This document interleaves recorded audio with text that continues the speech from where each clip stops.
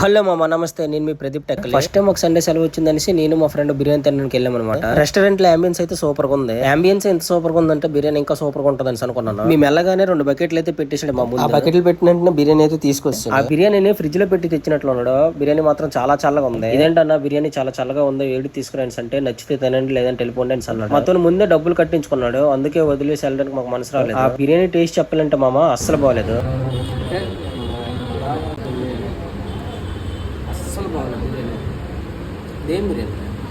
Last లో మిగిలిపోయిన మసాలా అంతా మా బిర్యానీలోనే ఉంది. మరి ఎంత దారుణం అంటే 2 ముక్కలు ఇచ్చాడు చిన్న ఆనియన్. అయినా తప్ప ఆడిది కాదులే, మాదే. డబ్బులు ఇచ్చి దొబ్బించుకోవడం అంటే ఇదేనేమో. ఈ మసాలా కారంకి నా 2 చెవులు గొయ్యి అన్న. లిటరల్ గా నాకు చాలా భయం వేసింది. తెల్లారిసరికి మోషన్స్ పట్టుకుని తీయమనేసి. మోషన్స్ పట్టుకున్నా పర్లేదు కానీ దాంతో పాటు కింద మంట వచ్చిందంటే అది భరించలేను. ఇలాంటి మరిన్ని దూల పనులు చేసే వీడియోలు కావాలంటే ఇప్పుడే నా ఛానల్ ఫాలో అయిపోండి. బాయ్.